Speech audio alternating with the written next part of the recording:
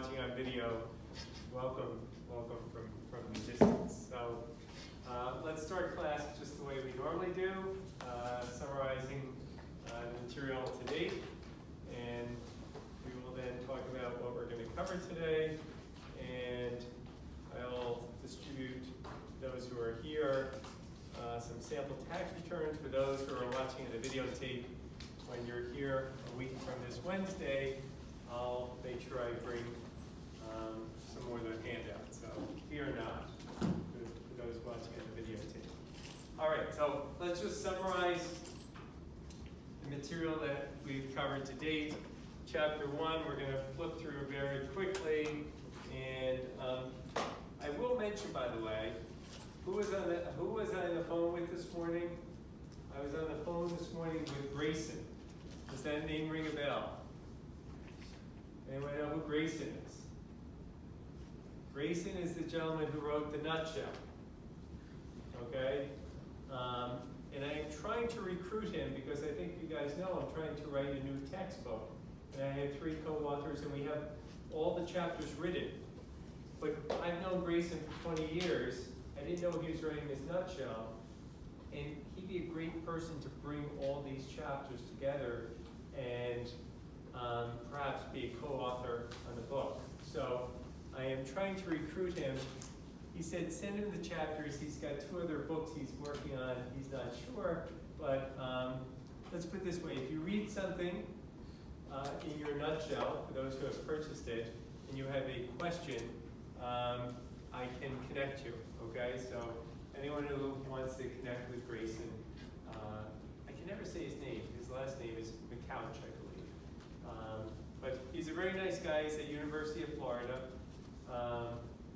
And he hasn't taught this course for many, many years. He thought by writing The Nutshell, he would better prepare him for teaching. I said, Grayson, what better way than being on a textbook with your name on it? So we'll see if I can recruit him to be on my textbook.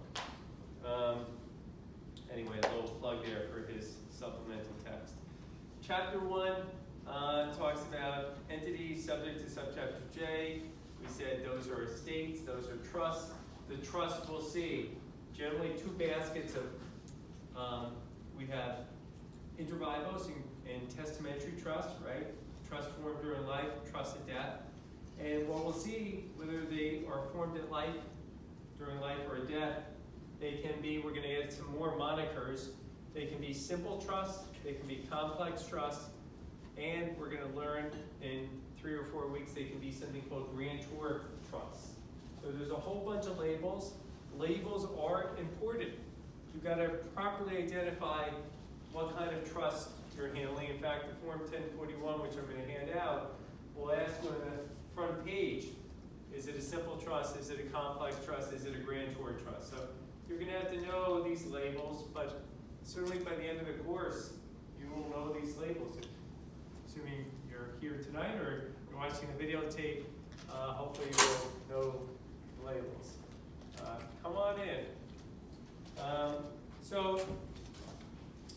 And if you have any questions about word usage, and I know we can all Google in this day and age, but if you want to hear, aside from what Google says, what Solid says, I can, Google may lead you astray. Not because it intends to, just because there's a chance. I did do another Google search that I am fearful. Sometimes I write articles and I'm fearful that too many people will ask me about a particular article, and I can see a storm of a different sort arising. We all know about Hurricane Florence, right? Well, if you type in personal casualty loss into Google, okay, for your entertainment, the second entry is an article I wrote with. So I just fear that if you have 1 million people suffering casualty losses and they start Googling, they will say, gee, what if I don't know the tax answer, I know who to go to. So that's the problem about writing articles, particularly on maybe timely topics. Anyway, so chapter 1 talks about different kinds of trusts that sometimes have the label trust, sometimes don't. And again, these do not make for good exam questions. but maybe there's one or two nestled in here. Chapter 2 deals with the entity as a taxpayer, basic principles of income taxation under subchapter J.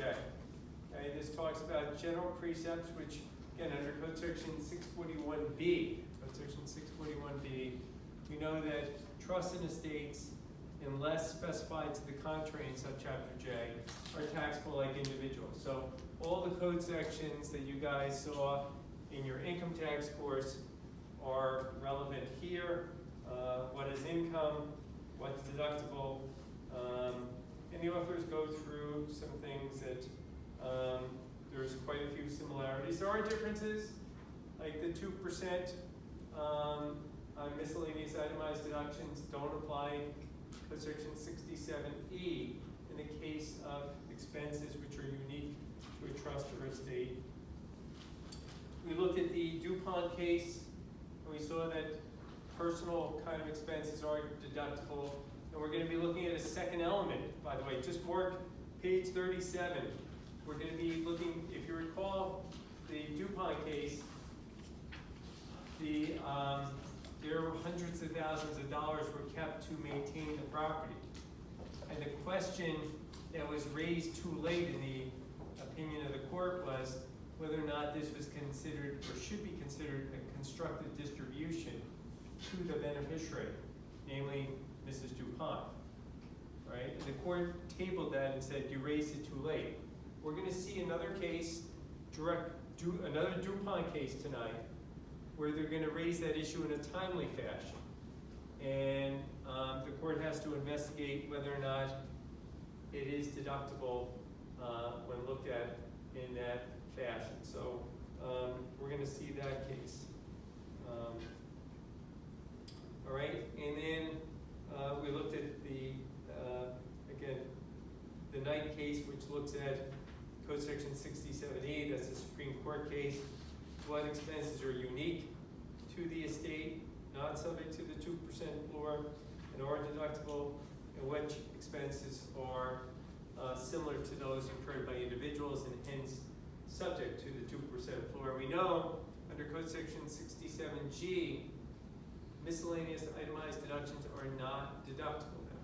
Miscellaneous itemized deductions are not deductible.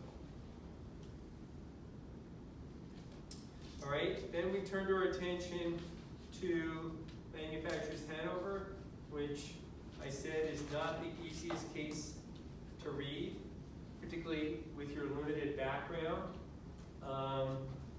And some of the salient takeaways of this case was, first of all, if the expenses incurred to secure title, would they be deductible under Code Section 212? That was the easy part of the case, because if expenses are incurred by a trust to secure or ensure that title to property is owned by the trust, those have to be capitalized, right? Those have to be capitalized and cannot be immediately expensed. And that's the first part of the case, and not, again, nothing challenging there.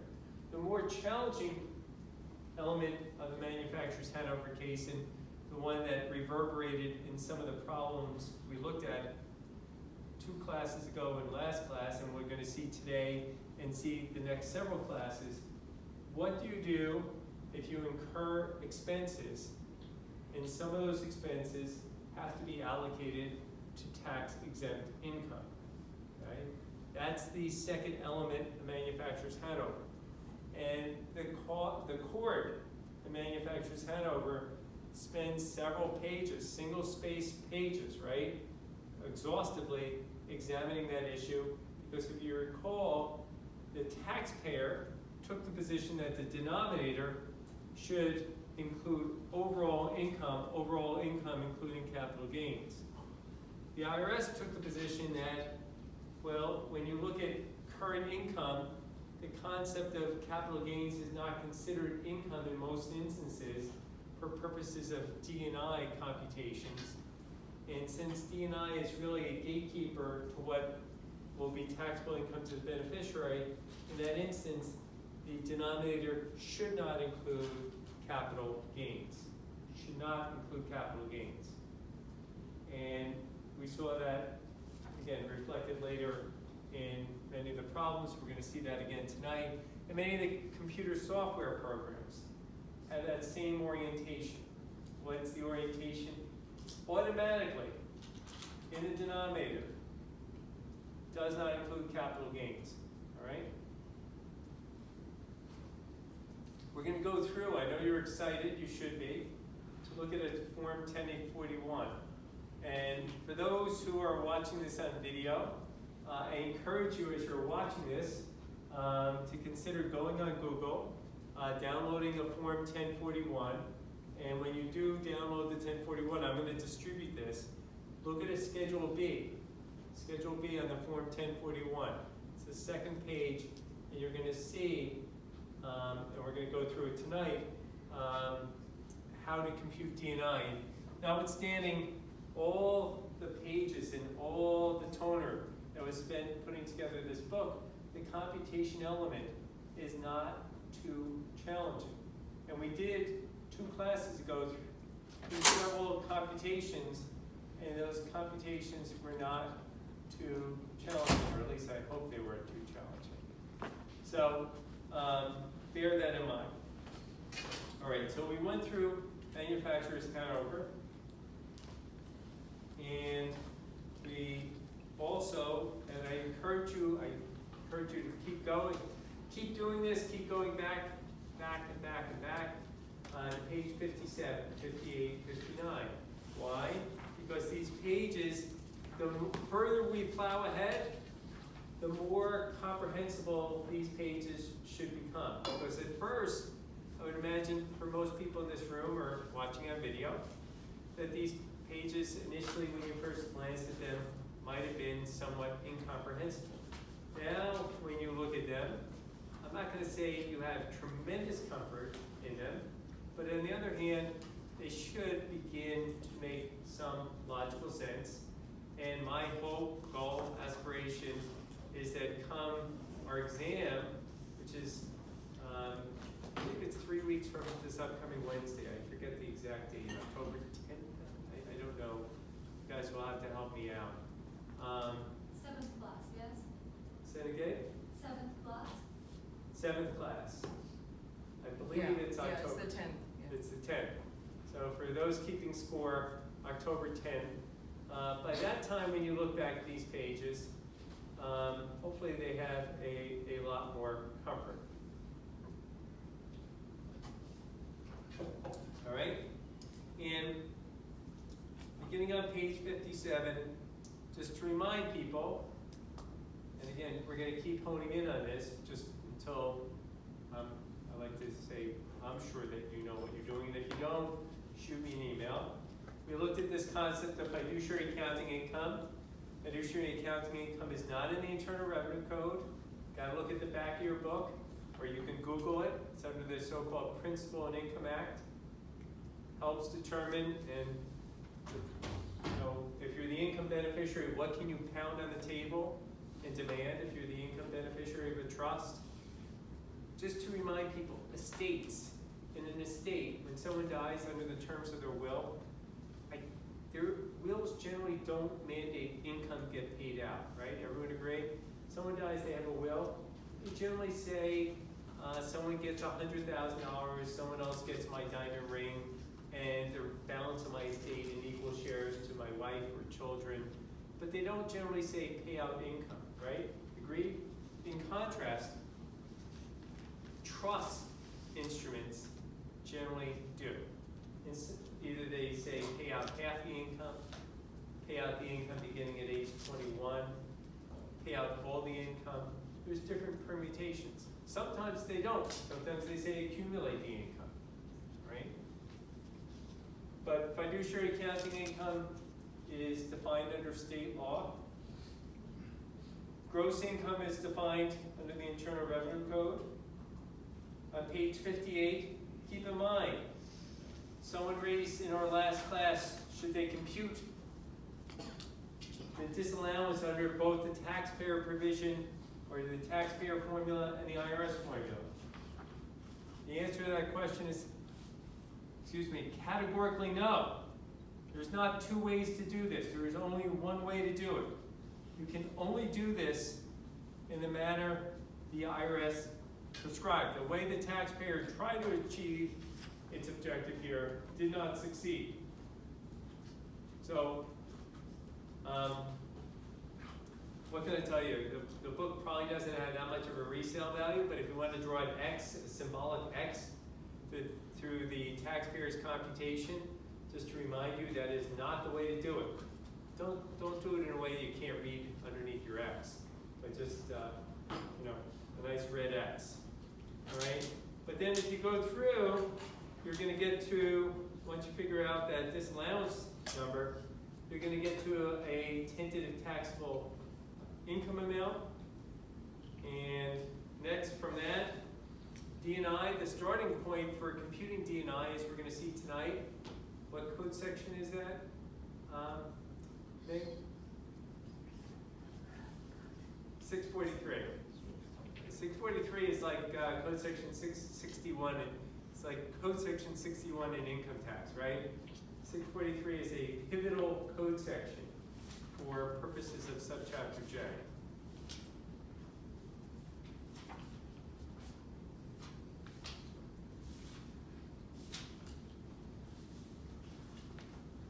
All right, so you will go through and compute D&I, which again, formulaic. It's right from code section 643. You have to reduce it by the exemption. Do you recall, Young Han, what's the exemption? 300, 600. Give me how you get each one. 600 is. 600 and 300 and 100. Okay, you got 600, 300, and 100. Which one applies to what? 600. You gotta say it loudly for the videotape. 600 is to the simple trust. Is it? Yes. It's for the estate. Estates get a $600 exemption. That's section 642B. Okay, you know what? Who gets the 300 and who gets the 100? For 300, for any trust, What kind of trust? any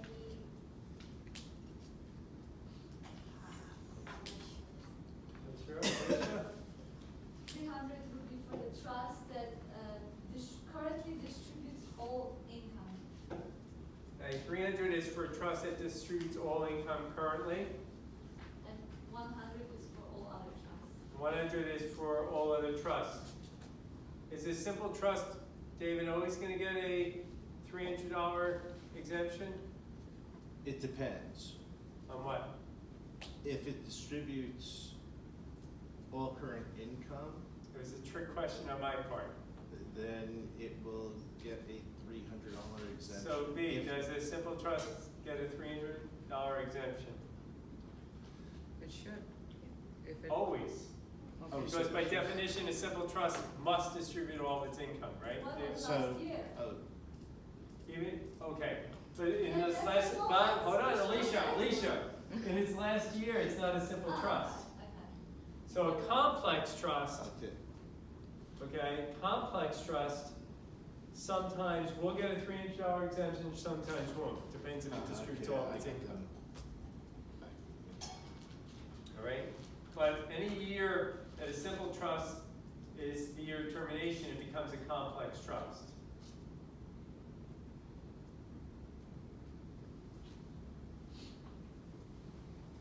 So, looking again at this computation, you start, D&I starts with tentative taxable income. You add back the exemption. You subtract out the capital gains. And you have to include the net tax exempt income to get D&I. And by the way, my phone is on too, because you guys, I hope, are very hungry because of the turnout. But just so you know, if my phone goes off, that's to pick up the pizza. You guys are going to have to help me big time. All right, is that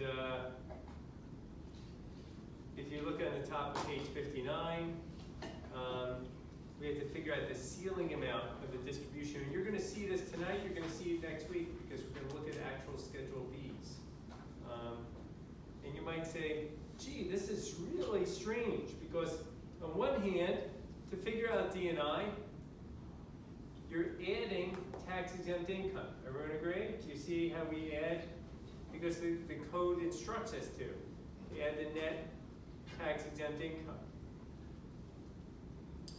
And then, notice on the top of page 59, we subtract. What's the logic in that? Why add it to only subtract it, guys? Well, you're adding it because it goes to the beneficiary, even though it's tax exempt. Okay, B's right. You add it because D&I will inure to the benefit of the beneficiary, and part of what inures to the beneficiary is tax-exempt income. Everyone agree? Like, part of the monies that they're going to receive is tax-exempt. But the amount the trust can deduct does not include tax-exempt income, right? Otherwise, you'd be deducting tax-exempt income. So it's includable to enable the beneficiary to know what he, she, or it has to include. It's not deductible because essentially you would be giving the trust a mechanism to shelter otherwise taxable income. All right, so may I ask you something? So K1 that which, beneficiary gets, right? it may have different amounts than actual distribution deduction or no? Yeah, the K1 is going to have a higher amount, possibly, than what's going to be deductible, because what's deductible does not include the tax-exempt income. Right, and we're going to look at that today. We're going to begin to look at some. I want this course, notwithstanding that the book itself is, I'll call it, not the most practical book. Putting that as the course itself, I want you guys to leave here with the sense that you can handle doing a 1041. All right, it's not an H&R block course.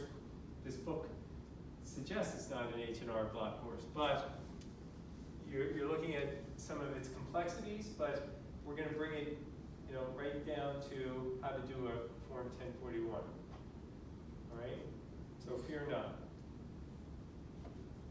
All right, and then the authors conclude by showing that taxable income to the trust is the same,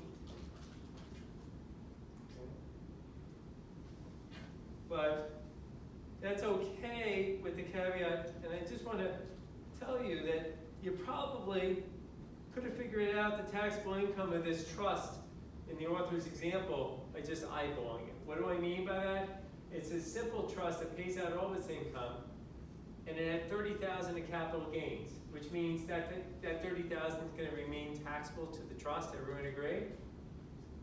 It's going to remain taxable to the trust, and there's a $300 exemption. And lo and behold, what is the trust going to be taxed on? $29,700, as in $30,000 minus $300, right?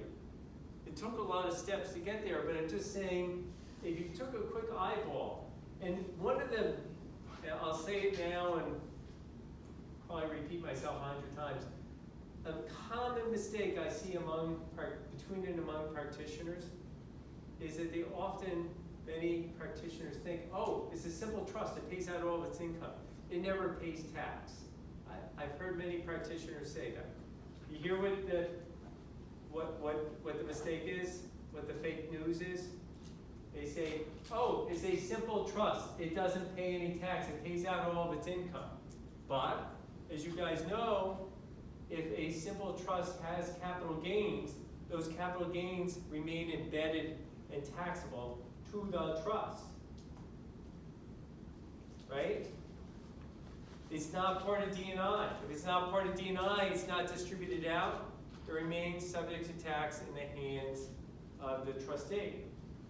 So in this case, if you just eyeballed it, you said, gee, the trust had a $30,000 capital gain. It's entitled to a $300 exemption. Probably going to have to pay tax on $29,700. that may not help answer Alicia's question of what is the beneficiaries gonna be taxed on and what proportion is tax exempt, what isn't. So it's oversimplifying it. But it's not a bad starting point sometimes to eyeball something and give a quick, don't put that down in an email to a client or something like that. You know, you gotta be careful what you send and do. But, you know, for your own just like sanity check. Does that make sense to everyone? Everyone understand the mistake that many practitioners make or say or state? But you're not gonna be in that crowd anymore. Simple trust many times do pay or have a tax burden. All right, and what we saw in the cases that followed is that sometimes the denominator is going to take into account multiple years, and sometimes even go a step further, as in Fabin's, take into account unrealized gains. And we went through the problems on page 73 and 74 last class, or 2 classes ago towards the end, to illustrate that.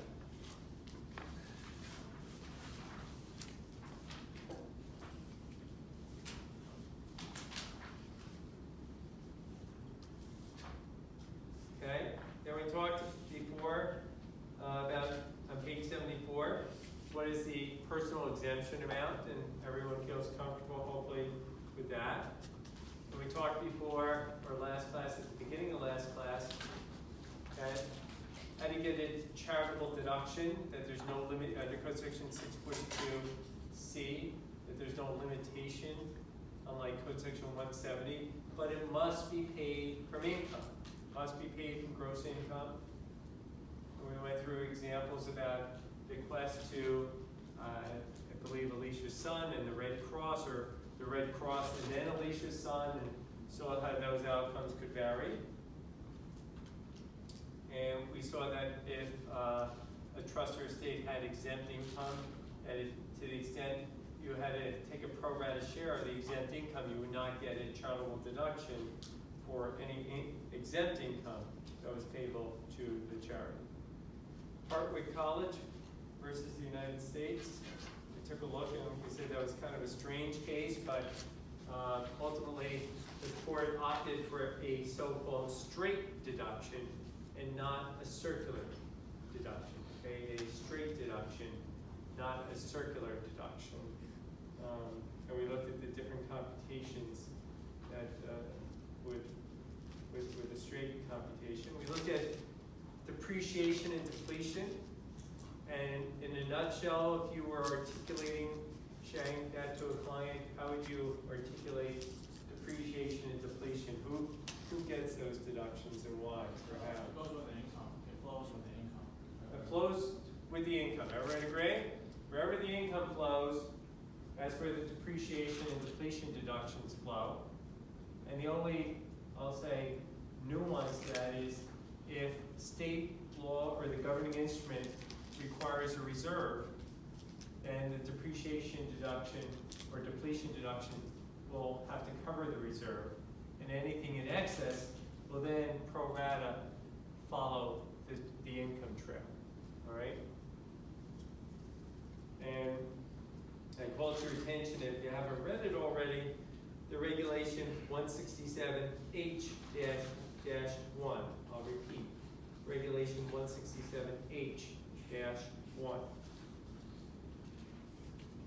And we looked at several cases that followed where taxpayers sought to play games and strategically place the depreciation deductions where they thought would serve the most purpose. But the regulation here and these cases make clear there's no circumventing these rules. The rule is as simple as articulated by Shannon, and that the Treasury regulation. So don't overcomplicate it. It has a pattern. It follows that pattern. Okay. And there's just several different permutations, and we went through them. We talked about the fact that you can often deduct administrative expenses on an estate tax return or on an income tax return, that is a Form 706 or Form 1041. You are given that option. That's code section 642G.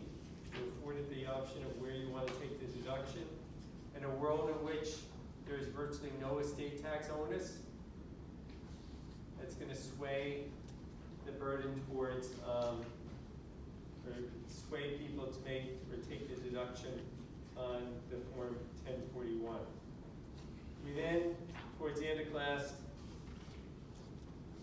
talked a little bit about the passive activity rules. Those loss limitation rules are found in code section 469. 469 looks for the phraseology material participation. So if you want to avoid the application of the passive activity loss rules, right, you want to avoid them because you would like to take your losses. Code section 469 suspends passive losses. So the question is, by what metric do we evaluate?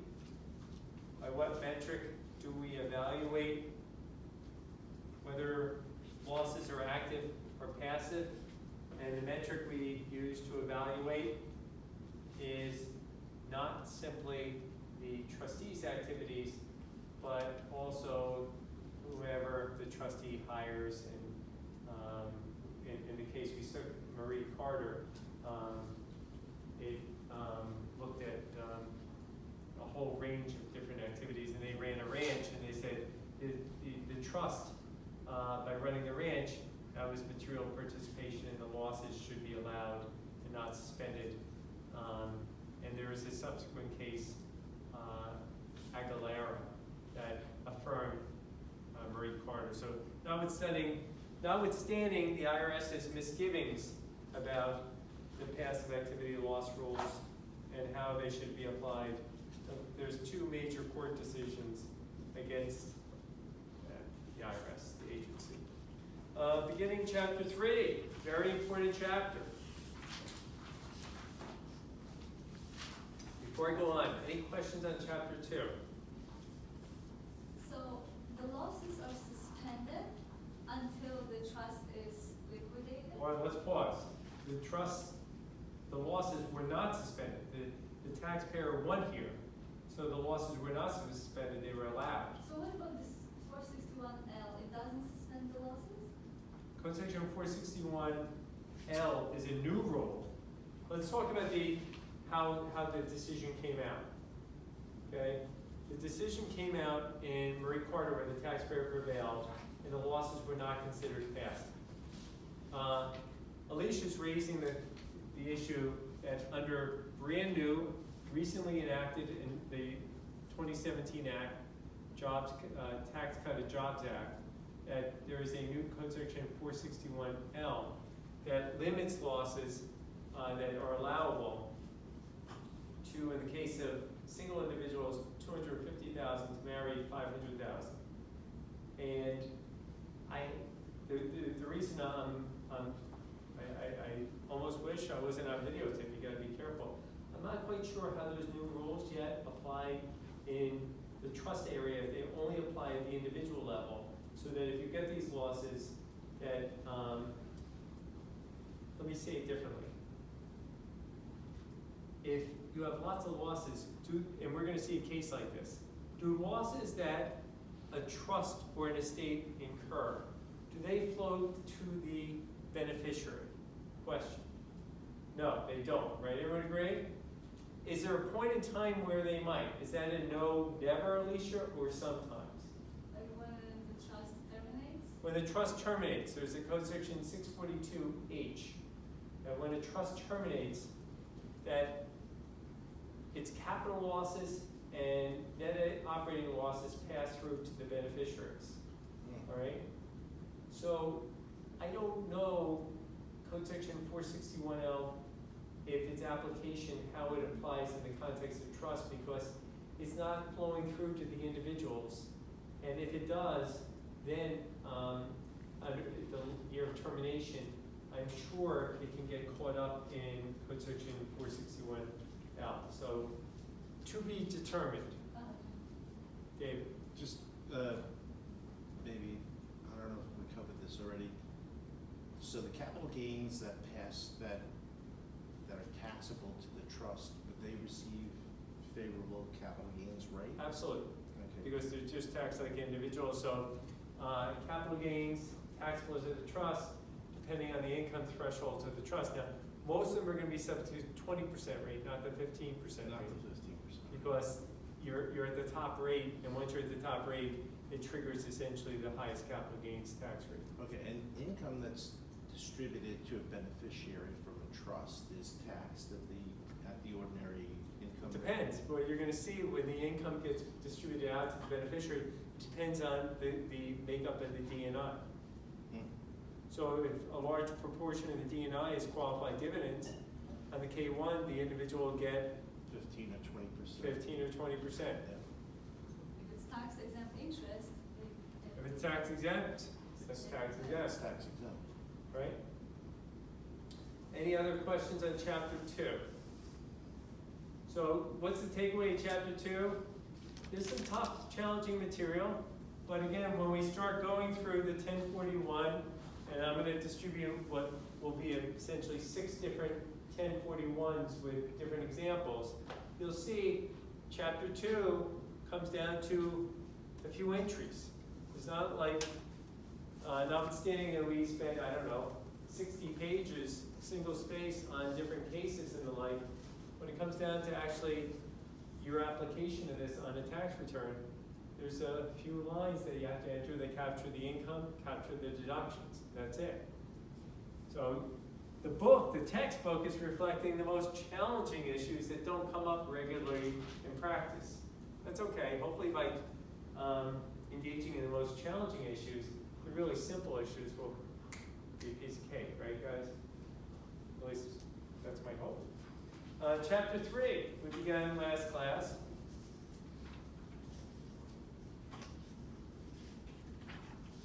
By the way, when you think about it, then injecting nitro into coffee,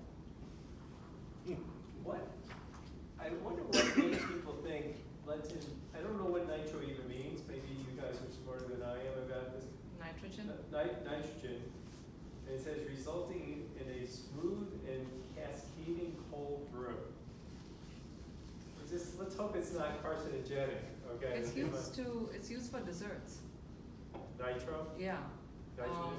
You've seen those desserts that, where you have smoke coming out of them, they're so cold. It's made with nitrogen.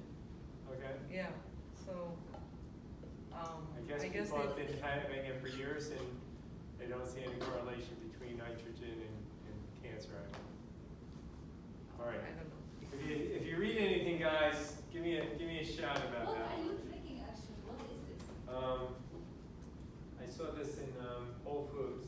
It's just called Stompton Coffee Roast Nitro Cold Brew. Is it good? It's coffee. It's not bad. Well, Okay. there are some articles that say it's dangerous. Uh-oh. Yeah. What And then dangerous? some say it's safe in limited quantities, and I don't know. Right. Anything for the trust and estate class, right? Okay. That's the philosophy. All right, so chapter 3. We looked at 2 cases, or we began looking at 2 cases, and the first of the 2 just talks about something that should harken you back to your income tax days. Is something income or is something a gift, right? Because we know it's income, taxable, code section 61. Gift, non-taxable, code section 102A. And we looked at a very old case, Irwin v. Gavitt, and it predates, or at least I believe it predates code section 102B. But code section 102B truly puts this issue to bed that income on a gift is not subject, is subject to tax. Okay, that if someone gives you a gift or a bequest, okay, if I give you $1 million and that $1 million earns interest income of 10% or $100,000, you got to pay tax on the $100,000. So Congress was magnanimous in not taxing the receipt of gifts, but that magnanimity, that's the right word, only goes so far. Income generated is not exempt from tax. And then once we get there, that's where essentially we left off from last class. So before I go on, any questions about the start of chapter 3? Our objective, guys, regarding chapter 3 now, is to get our first real taste into the central operations of subchapter J as found in Code Section 643 and the concept of D&I, okay? We're going to really jump into D&I and try to break it down and make sure everyone here understands what D&I is, okay? And if you don't get it tonight, I hope you do. If you're watching on video type, depending on what day you're watching it, we have 2 more classes that really are going to focus on D&I. So this is your first major thrust into it, but this is not, going to be done in a vacuum, all right? So just want people to sleep tonight. All right, so the Harkness case, beginning on page 111, is not the easiest case to read for a whole host of reasons, but in particular, you might not understand what was the dynamics, what was going on and why. So let me just try to explain what was going on and why. Is that here we have a husband who passed away, and he leaves half of his estate to his wife and half of his estate to his children. Now the first question might be, which would be a fair question on your part, that he apparently had 4 children. Did he not like his wife? Why would he leave her only half of his estate? Why not the entirety? What was going on here? Second wife by any chance? Could be a second wife, Alicia, I don't know. You raise a good point. I'll assume it was the first. But just so you know, that the estate tax marital deduction, that's Code Section 2057, used to be, where only 1/2 qualified for the marital deduction. So that if husband dies, I leave it to you, Alicia, and I'm worth 10 million.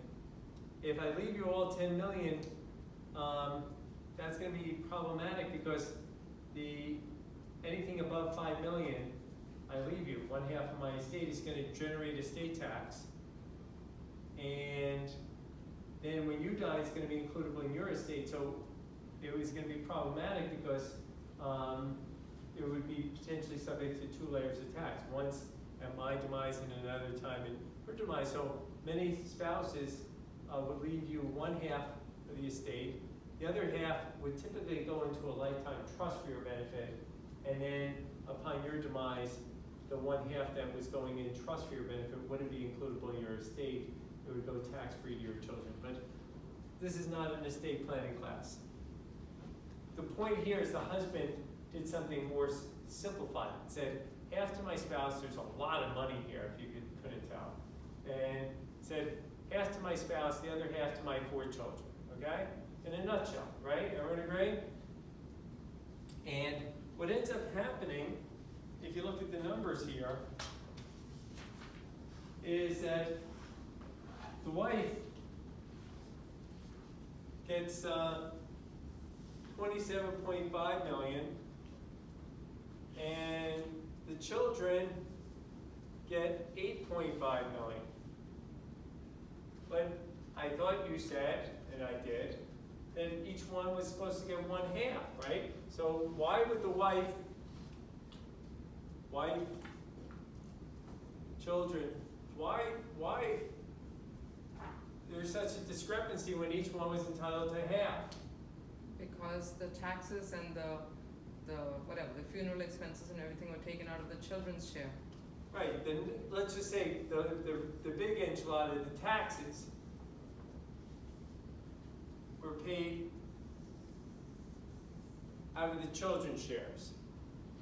So the children bore the onus of the estate tax. Everyone see that? Now, what kind of father has their children pay the taxes? Was the income tax rate higher on The tax rates aren't different, but you may recall from the Hartwick College case that when it comes to the estate tax, if the spouse doesn't get the monies, it creates a circular computation. So if we gave the wife 1/2 the estate, but we had taxes paid out of the estate, out of the portion going to her, it would actually generate more estate tax, right? Because if you were my spouse and I gave you half my estate, and you were going to get 27.5, but I had taxes paid out of it, and the estate tax rates were high. So let's just say the tax rates on this would have been $10 million. You would have only have gotten 17.5. Well, that would increase the estate tax too, because you wouldn't get a $27.5 million deduction on the return. It would have been a $17.5 million deduction. It creates a circular computation. So back in the day, keep in mind in the year 2018 and for the last, since 1982, 1981, excuse me, the estate tax deduction has been unlimited. Meaning anything you give to your spouse now, the entirety qualifies for the unlimited marital deduction. So the world is quite different now than it was back when. But I'm just pointing out for your notes that each one was to get 1/2, but if you do the arithmetic, the children's 1/2 bore the entirety of the tax due.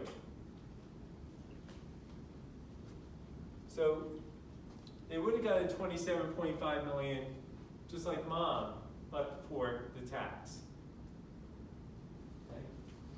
Now, if you look at the numbers, that the question is, and the D&I here, in this case, is about $820,000, $826,000.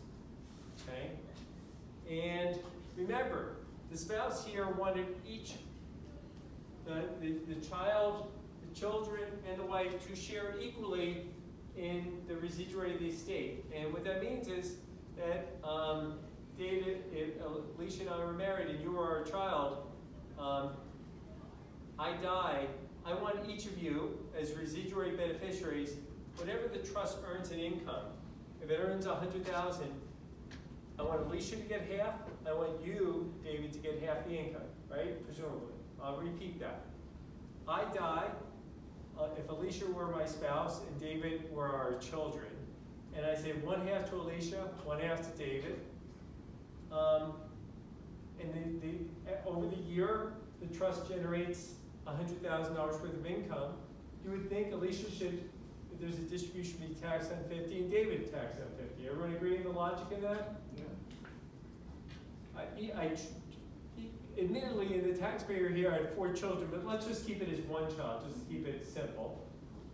But you would think the decedent's intent here was to treat them equally with respect to income, because I gave half my estate to each one of them. Agreed?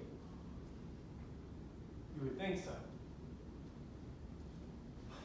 Now, part of the reason the authors of this textbook have this case here is because it gives you a little bit of a historical perspective of what the law used to be pre-1954. By the way, a scary part of this case, just you may find it interesting, is that the tax return was filed in 1955. 1955 was when the tax return was filed. Okay? What year is this case being resolved, guys? 73? 72? Well, 72, it was appealed to the Supreme Court, so it's almost 20 years later where they get final resolution of the case. So that's, when they talk about the wheels of justice turning slowly, It's better than India. better than, I've heard that, Yeah. which is frightening. You could die and, the case will never get resolved. Okay, so that when we're supposed to hear chants USA, USA? Anyway, so just making an observation, this case takes a long time to resolve. And the authors, by going through this, one thing is for sure that, again, the takeaway here is that prior to the 1954 code, remember there was the 1939 code, there was the 1954 code. And the 1954 code introduced this concept of D&I, okay? There was no concept of D&I before 1954. And what taxpayers used to do, or could do before 1954, is when they made distributions out of a trust, they could say, David, you're getting principal, Ming, you're getting income. As the trustee, you could target people, depending on how you want to do it, with calling it income, calling it principal. Last I checked, all money is green, right? Everyone agree? So, but prior to the 1954, there was a concept of tracing, that I could pay out my interest income to David, I could pay out my tax exempt income to Ming. So everyone noticed that there was just a lot of strategic games playing, and what the 1954 code did is it introduced this concept of D&I, and it essentially said, nope, no more tracing. Again, for your notes, for those watching on videotape, the concept of tracing is disappearing. There is no more concept of tracing. So what ends up happening is, with respect to every distribution, you look at the overall year, and whatever the D&I is for the year, in this case it's about $826,000, is the D&I, and we said the D&I, ideally, it would be 413,000 each, right? One half each, right? One half to mom, one half to children. But the court says, look, we're dealing with a case after the 1954 code. How much did mom get? 27.5. How much did the children get? 8.5. Well, you put that together, and that's about 36,000 bucks, 36 million, right? So mom got essentially 27.5 over 36. The children got 8.5 over 36. This is about 24%. This is about 76%, right? Everyone agree? In other words, if you look strictly at the dollar amounts each one got 76%, one got 24%. Everyone agree? Don't look at the taxes, right? The taxes did not end up in David's pocket as the child, right? It ended up with Uncle Sam. It ended up with the uncle, not the child. And therefore, the court rules that, and the IRS, this was the IRS position, that mom should be taxed on essentially 76% of the D&I, and the children should be taxed on 24% of the D&I. Because there's no longer a tracing rule. There's no longer a tracing rule. Okay, you got that? So going forward, when distributions are made, at the end of the year, you'll look at overall distributions that were made. And the larger the distribution, the more D&I it will pull out. Correspondingly, the smaller the distribution, the less the D&I will be pulled out. You said there was no tracing rule. What was the tracing rule before? The tracing rule was the trustee can say, I'm giving you whatever income was in the trust. They could decide unilaterally what income was being distributed. It was traced to particular kinds of income. I'm giving you qualified dividends, or I'm giving you interest income, or I'm giving you rental income. But you could see how much that would be subject to manipulation, because if you were a high income tax bracket and Ming was a lower one, I could each give you $100,000 And I would say you had 100,000 of tax exempt, and Ming had 100,000 of rental income. So we can play games, particularly if the beneficiaries were in the same family. So now we are. Now there's no games. If you each get $100,000 and the trust has 30,000 of D&I, you'll be taxed on $15,000 a piece of the D&I, period. And if you get 3/4 of the distributions, you get 750,000. Ming gets 250,000. You'll be taxed on 3/4 of the D&I. Ming will be taxed on 1/4 of the D&I. What will be the character of the D&I? It will depend on what kind of the income the trust or estate earns. And we're going to go through that.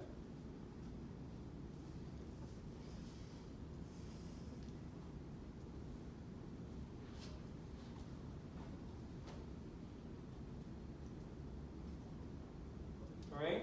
So when you reread this case, or if you go through it, you will see the arguments posited by the taxpayer jumping up and down saying, hey, this is ridiculous. I should only be taxed on 1/2 the income. That's the wife here. There's no way I should be taxed on 3/4 of the income. But the wife loses. And this was not motivated, the distributions were not tax motivated. One of the arguments the taxpayer makes is, I should only be taxed on 1/2 the income because nothing was being done here to circumvent tax obligations. It was just being done in compliance with the terms of my husband's will. Anyway, all those arguments fall short. One thing the court says is that the taxpayer had some options here. What I mean by the taxpayer had some options, the trustee had some options to mitigate the outcome here. And let me explain what could have been done here. What could have been done is that picture, this is an estate, right? And keep in mind that, yes, it's generating, I'm going to keep it simple here, this income, okay? So the estate has multiple millions of dollars, and it's generating income. And what could have happened here, is that that income, whatever was generated, could have been kept in segregated accounts. Picture, if you will, that it could have been kept in segregated accounts where, let me see if I can say this correctly, that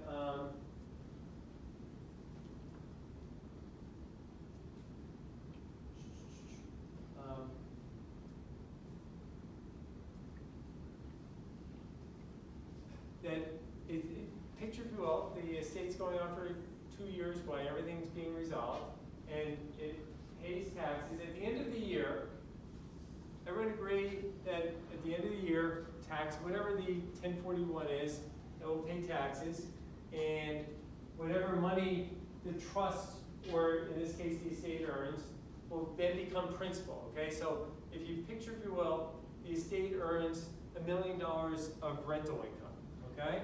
And where will that money go, the rental income?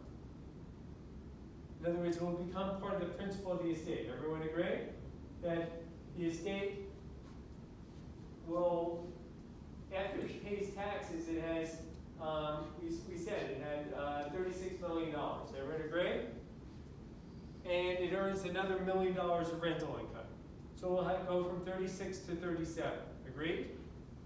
And let me make it even easier. I think it'll make it easier. Suppose the estate earned $2 million, not $1 million. $2 million of rental income, okay? So it starts off at $36 million, and at the end of the year, it has rental income of 2, and it's now going to have 38. And whose benefit does this $2 million of rental income if you're the trustee? You're going to make a book entry, so the wife is entitled to 28.5, and the children are entitled to 9.5. There's no actual distributions. In other words, the estate is just earning income, right? And there's no actual distributions. And the estate is going to pay tax on this $2 million because it's not distributed. So maybe it was 2.3 million and there's some tax, but the net amount is 2 million. And just assume for the moment the estate has a calendar year taxpayer. So now December 31st happens, it's New Year's, everyone's celebrating. Now it's January 2nd. And the estate has virtually no income. Everyone agree? Now it makes a distribution to the wife and to the children or child. It's on principle. In that case, what's D&I going to be? Zero. Practically zero, right? Because there's not going to be any earned income in that particular year.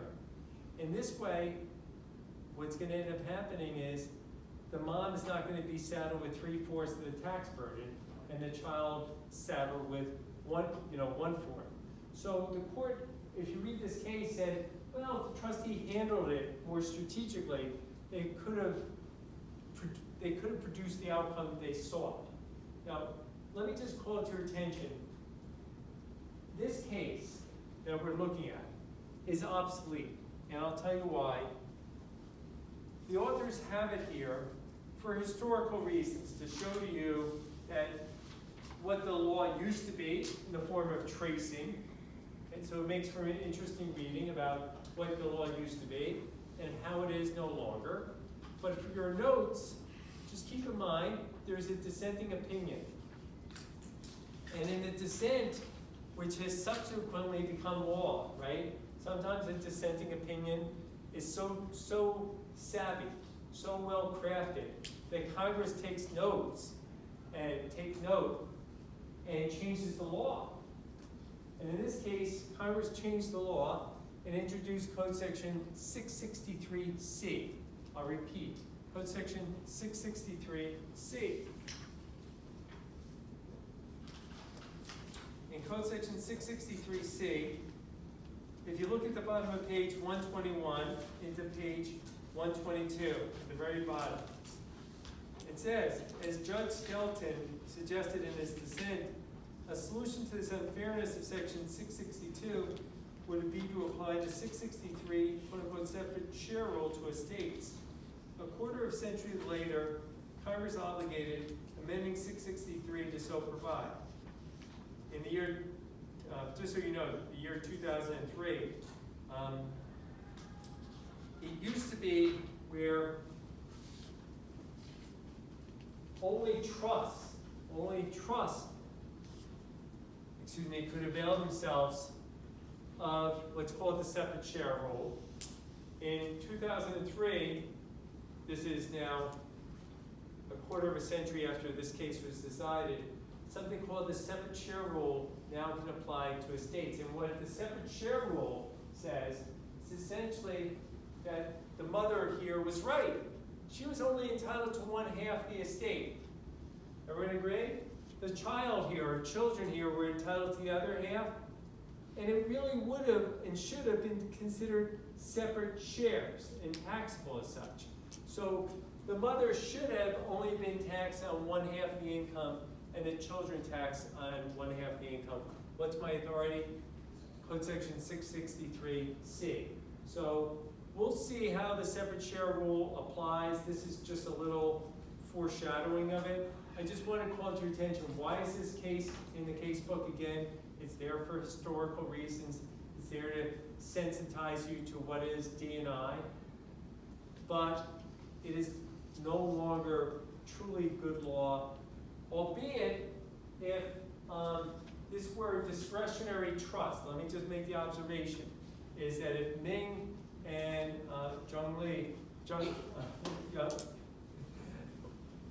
Young Hung were beneficiaries of a trust, the two of you were beneficiaries of a trust, and Solid were the trustee of your trust, and there was $1 million and it generated $100,000 of income, and I could distribute the income any way I pleased, and I can make principal distributions any way I please. There is no separate share. Everyone agree? I could do it whatever I please with the money. There is no separate share. So if Young Hung got 75% of the income and Ming got 25%, it would carry out D&I proportionally, 75%, 25%. So this is an illustration, really, where there is no separate share. But if there is considered, what's truly considered a separate share, then you have to treat it as if there were two separate trusts. I'll repeat, under the separate share rule, if a single trust should really be considered two trusts, or a single estate should be considered two estates or three estates, like if I left an estate in 3 equal shares, so it's 3 equal shares, and you couldn't, the executor couldn't give more or less, the executor had to treat all 3 people exactly the same. Even if the D9 would have to be split 1/3, 1/3, 1/3. There's no getting away from that.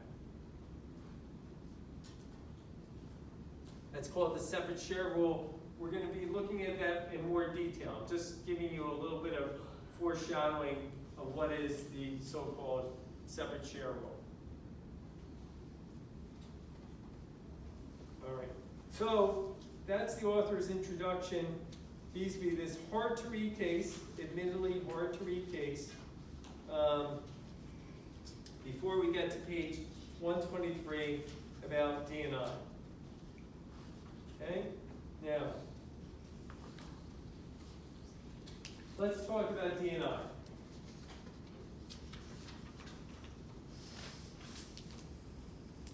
If you want or can, open up to code section 643.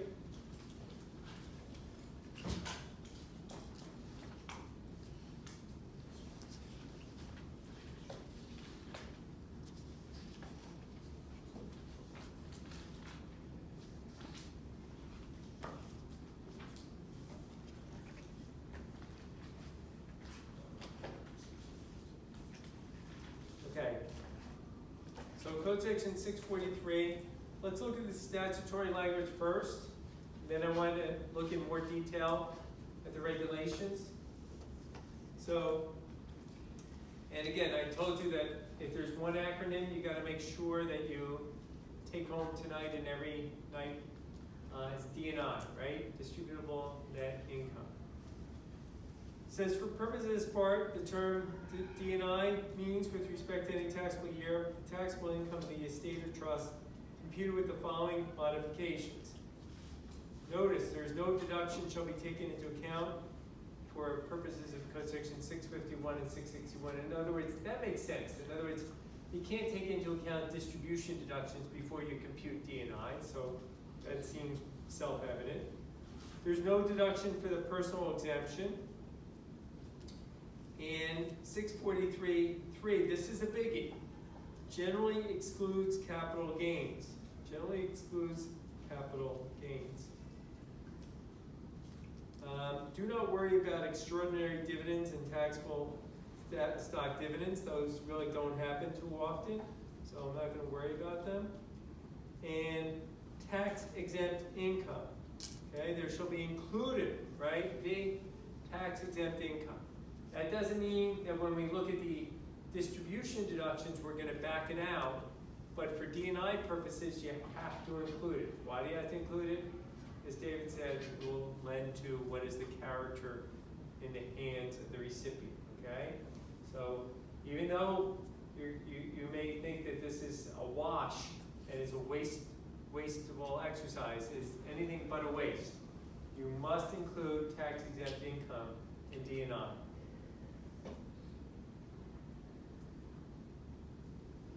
Now, what I gave a one-page handout going through the examples.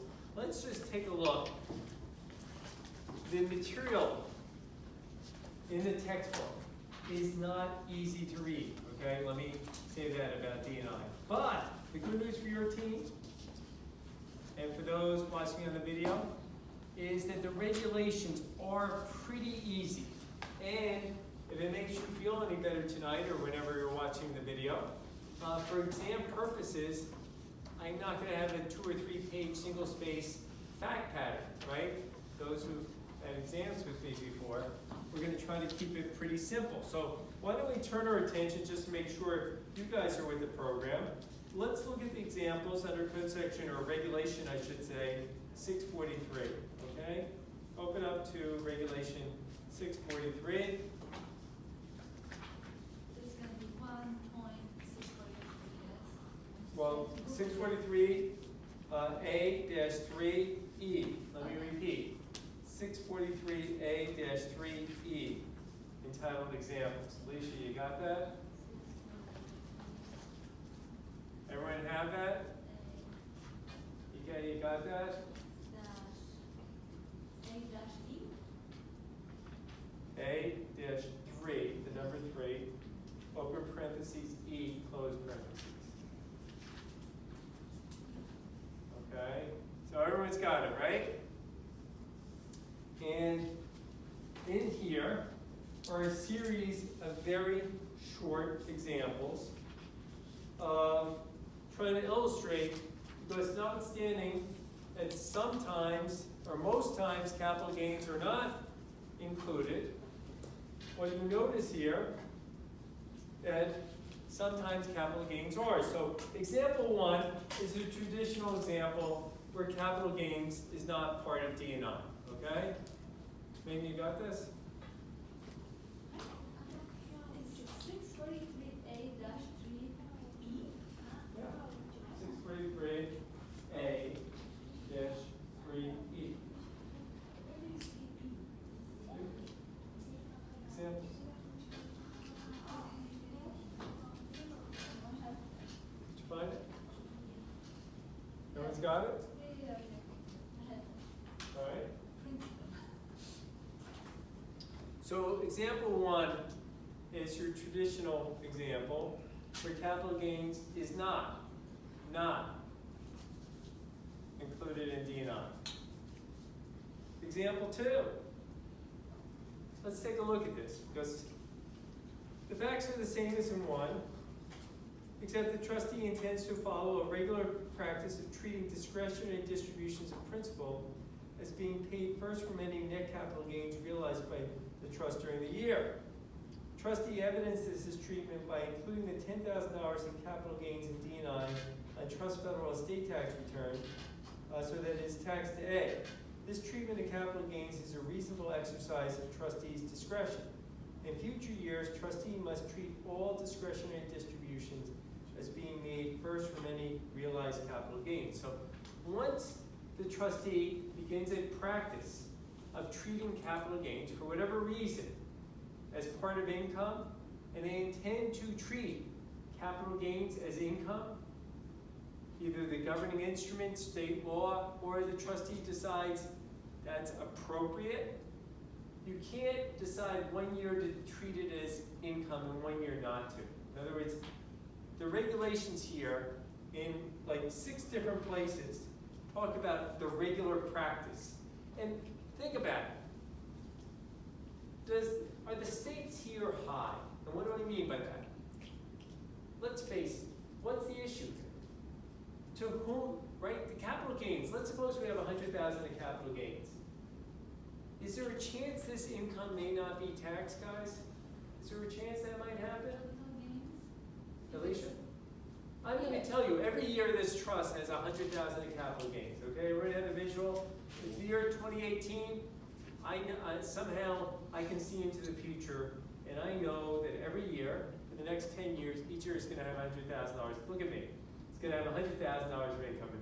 And maybe you want to ask me for a stock pick later. But putting that issue aside, this one I know. If that's true, what are the stakes here from the U.S. government's perspective? And what I'm trying to say, because go ahead, David.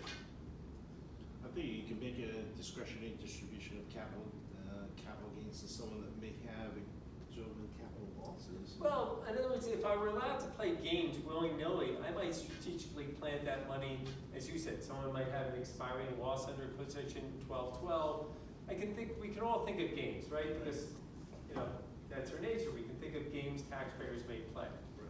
However, but for the moment, David, if we take a step back, that $100,000, guys, is either going to be taxable to the trust or to the beneficiary. Everyone agree? And yeah, it's not like it's not gonna go tax, right? Let's start, so the stakes are there because sometimes some taxpayers are in higher tax bracket than others. But once you establish a regular practice of doing something, that can cut both ways, right? Year one, it may be very beneficial to pass those capital gains out to the beneficiary, right? But in year two, in retrospect, damn it, maybe that shouldn't have happened because now the beneficiary's in a higher tax bracket than the trust, or whatever the case may be.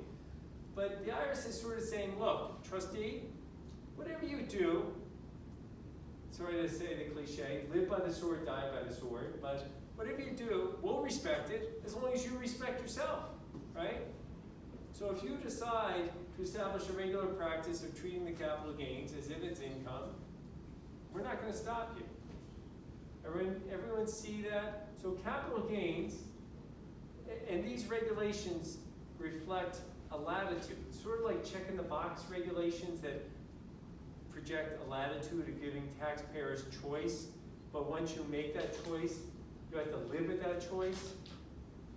And the same is true here. So look at these guys, and for those watching on the videotape, I promise you, if you look at these examples, first of all, they do not, for those who've been through partnership tax, these regulations are far, far shorter, okay? So they will not be as onerous, I promise you. They will take you, if you read through these regulations, probably 15 minutes, 20 minutes. I'll stretch it. A half an hour. It's a page and a half. You can read it twice in a half an hour. But as the professor, for exam purposes, I can't vary really from what's here, okay? So if I can telegraph and give you instructions, certainly I want you to read the textbook, but there's a lot of material in the textbook that, what can I tell you? It's extraneous. You're not going to see it come up in your practice. But this page and a half of examples, they're very easy to read. And they're not something that you're going to be saying, there's too much information, I don't understand. To the contrary, they're going to make sense to you if you understand the stakes here. That the IRS is sort of saying, we'll accept whatever you do, but you got to be consistent, okay? So I go through each one of these, and I sort of write in red. You guys can do it your own way. You know, in each case, when the capital gains was to be considered part of D&I, right? And many times it is, okay? Many times the capital gains is, under these examples, considered part of income, right?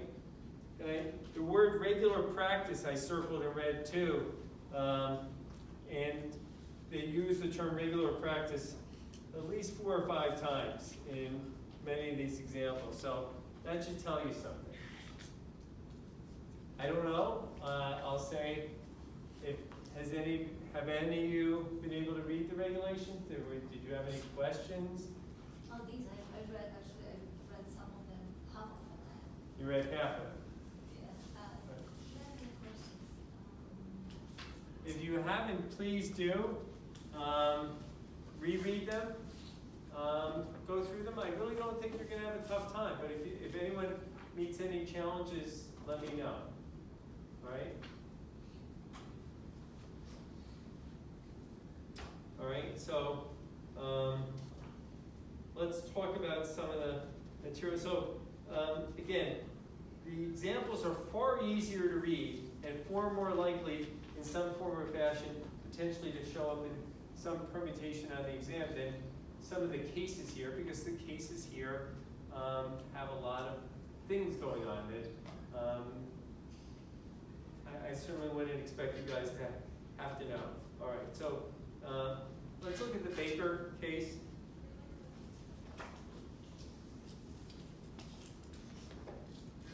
Now, if anything about the Baker case should give you comfort, this is a 1990 case, so this is not like, you might say, gee, this case happened like the year after 1954 when Congress and the IRS, we're just getting used to D&I, okay? So you might say, everyone's got, what do they say, green feet, what do they, you know, they're not used to it. This is 1999, which I know isn't yesterday, okay? Admittedly, it's not yesterday. But when you talk about misunderstandings on the part of the taxpayer and the IRS, it's almost mind-boggling that the IRS could make such serious mistakes. You can see why a taxpayer might, because I don't know who argued the case for the taxpayer, but the IRS, whoever argued this case for the IRS, really should have been fired. I don't know what else to say. But so let's take a look at the Baker case, beginning on page 123, because the question in the Baker case is whether the petitioner, meaning the taxpayer, is entitled to deduction for certain partnership losses allocated to him by a trust in which he is the sole beneficiary. So the trust apparently invested in a partnership. The partnership sustains losses. And the question is, does the taxpayer get to get those losses? And I think, Alicia, you were alluding to this before.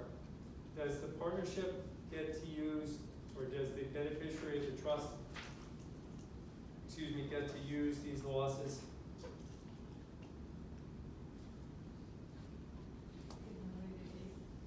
Can you get there? No. I mean, I went through it, but It's not anywhere? No? I don't get that. B, do you have any thoughts here? I know. B, by the way, shared with me, she saw a comedian last night. Who did you see? Joe Coyne. Does anyone else know the comedian around here at the, He's on Netflix. There's his Netflix special is called Live in Seattle.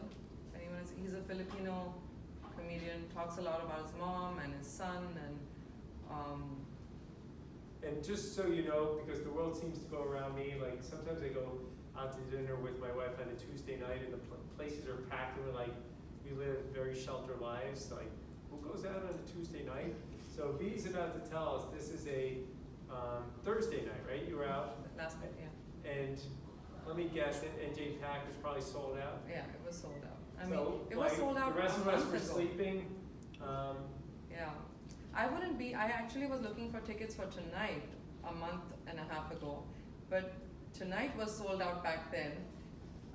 If I got tickets for tonight, I wouldn't be here. Well, thankfully, it's such a popular comedian, or else we wouldn't have had the videotape.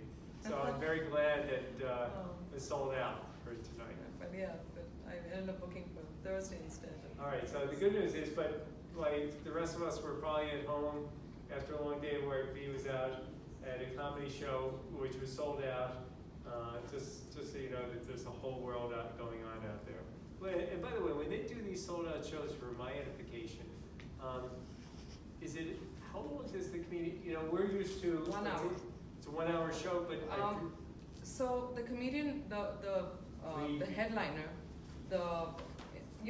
over here it was Joe Coyne's show, but then when you go to smaller comedy clubs, the main comedian is called the headliner. right. And then you have featured artists, like the smaller ones who might come before. They warm people up before the headliner comes in. And so there were three comedians who warmed up the audience before Joe Coyne came on stage. So it was a 2 hour show.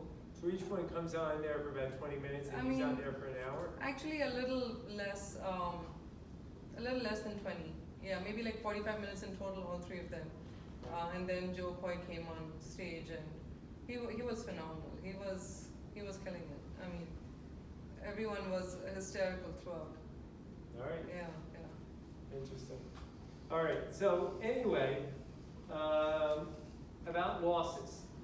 And the point I was making with Alicia is that losses generally don't pass through to the beneficiary. Everyone agree? And the only time losses pass through, for your notes, it's code section 642H. That's it, right? In the year of termination, capital losses and NOLs pass through to the beneficiaries. okay? But short of that, they do not pass through to the beneficiaries.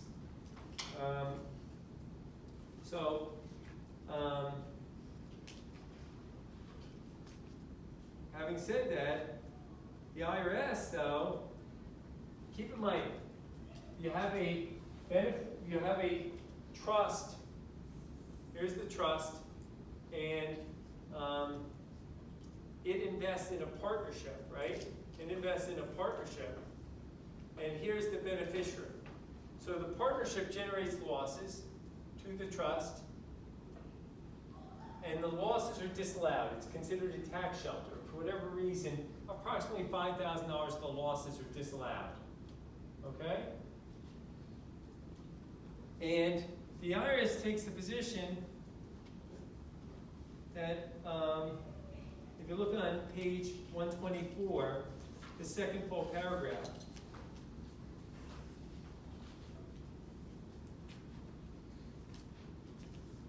the original loss was about $7,000, and the loss disallowed was about $5,000. So there's about $2,000 or $1,700 that remains. The IRS takes the position that the $1,779 was petitioner's proper distributive share of the loss from the trust. Respondent did not disallow petitioner's deduction of that amount of quote-unquote allocated partnership loss. So I put in the margins, IRS being dumb, with the word dumb all in caps, because essentially the IRS is saying, well, this partnership generated at least initially $7,000 in losses, $5,000 disallowed, so that meant the trust could legitimately get $2,000 of the losses, and those $2,000 would pass through to the beneficiary. Really? So whoever's the IRS arguing this case, which is again, numbing, I can't believe it, was arguing whatever the allowable losses should be allowed to the beneficiary. By the way, I am getting a call right on time. It must be break time, guys. Let's just see if this is what I think it is. Hello? Hello? Well, I'm gonna Terrible service out here. Hmm? Terrible service out here. Is it? I'm gonna assume, hello? I'm gonna assume this is our dinner. So I'm gonna go downstairs and try to pick this up. Do you So- need help? Do you need help? No, I should be okay, seriously. So why don't you take a few minute break? B, I hope